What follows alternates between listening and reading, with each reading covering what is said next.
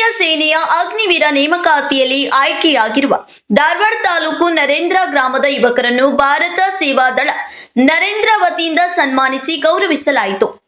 ಅಗ್ನಿವೀರ ನೇಮಕಾತಿಯಲ್ಲಿ ಆಯ್ಕೆಯಾದ ಚೇತನ್ ಮರಿಚಪ್ಪನಗೌಡರ್, ವಿಶಾಲ್ ತಿರ್ಲಾಪುರ, ಬಸವರಾಜ್ ಬೀದರಗಡ್ಡಿ, ಶಿವರಾಜ್ ಚಂದನಮಟ್ಟಿ, ಶಿವಕುಮಾರ್ ಗಿರಿಯಪ್ಪನವರ್, ಕಿರಣ್ ತೇಗೂರ, ಮುತ್ತು ಬಳಗೇರ, ಮಣಿಕಂಠ ಗೌಡ ಪಾಟೀಲ್, ಸಿದ್ದು ಪೂಜಾರ್ ಹಾಗೂ ವಿನಾಯಕ್ ಶಿಂದೆ ಅವರನ್ನು ಶಾಲು ಹೊದಿಸಿ ಪುಷ್ಪ ಗುಚ್ಛ ನೀಡಿ ಅಭಿನಂದಿಸಲಾಯಿತು.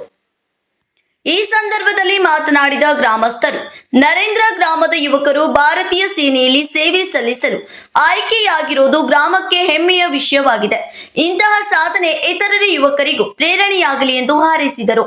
ಕಾರ್ಯಕ್ರಮದಲ್ಲಿ ಭಾರತ ಸೇವಾದಳ ನರೇಂದ್ರ ಅಧ್ಯಕ್ಷ ಮಂಜು ಜಾವೂರ್, ಸಂಜು ಕೋಟೆ, ನರೇಂದ್ರ ಗ್ರಾಮ ಪಂಚಾಯಿತಿ ಅಧ್ಯಕ್ಷ ಮಂಜುನಾಥ್ ತಿರ್ಲಾಪುರ, ಗ್ರಾಮ ಪಂಚಾಯಿತಿ ಮಾಜಿ ಅಧ್ಯಕ್ಷ ಈರಪ್ಪ ಗಂಟಿ, ಮಾಜಿ ಗ್ರಾಮೀಣ ಪಂಚಾಯಿತಿ ಸದಸ್ಯರು ಬಸವರಾಜ್ ಸೋಗಿ, ಗುರುಪಾದ್ ಎತ್ತಿನಗೌಡ, ರಂಗನಾಥ್ ತಿರ್ಲಾಪುರ ಸೇರಿದಂತೆ ಅನೇಕ ಗಣ್ಯರು ಹಾಗೂ ಗ್ರಾಮಸ್ಥರು ಉಪಸ್ಥಿತರಿದ್ದು ಆಯ್ಕೆಯಾದ ಯುವಕರಿಗೆ ಶುಭಾಶಯ ಕೋರಿದರು.